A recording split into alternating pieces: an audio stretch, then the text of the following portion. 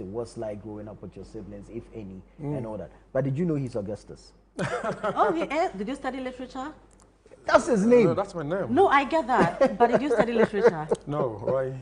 No, because if you are called certain names, you have to be literature. You know, if you are. You should be acting Yeah. Caesar and things. Exactly. If you're called Caesar, if you're called Augustus, if you're called Agamemnon, you have to be. My dad told me that he actually read about Augustus Caesar and how powerful he was at the time, and so he wanted to name me after him. Yeah, And I'm sure that's the reason Well, it's why. not far from right. I mean, it's Of impacted course, you. you Exactly. lived Yeah. to expectation. In your own space, in I'm your own world, humbled. you have some power and you're Thank making you. a difference. You're using it positively. So Absolutely. you were just appreciate about it. telling us about growing up and. Yes, I grew up in a small town in the central region, Aguna Diakwa. Okay. I was born and raised there. My mom just retired last year, a nurse at the Salvation Army Hospital, and my dad is still active with the Ghana Fire Service Band.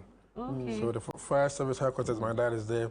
But even before fire service, my dad What's used your to. dad's name? Mr. David Cranton Kyei. Okay. My mom is Shelly Naba. Okay. So before my dad joining the fire service band, he was actually also working with Salvation Army, and he was in charge of their rehabilitation center, where he was taking care of children who are physically challenged. So that's where they met, huh? Yes, so my dad was actually the one building calipers and crutches Okay.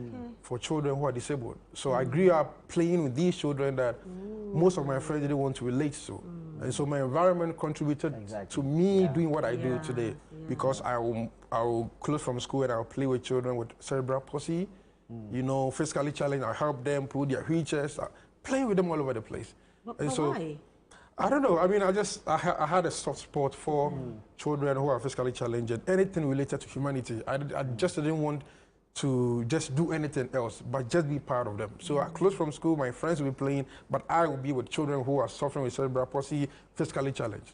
And that's, But I you mean, were also a child then. I mean, for a child after school, you just want to Exactly. go play with your friends. and yeah, all I'm that. sure. I think Or that, did you have it all, so you felt that, well, you needed to create space or room for the others? no, because I told you my mom is a nurse and my dad works with them. So literally, my life has always been around these, evolved around these children. And even, yes, I mean, I had the opportunity to play outside, but my full concentration was how I had that, you know, That soft spot for them. exactly, for Yeah. children.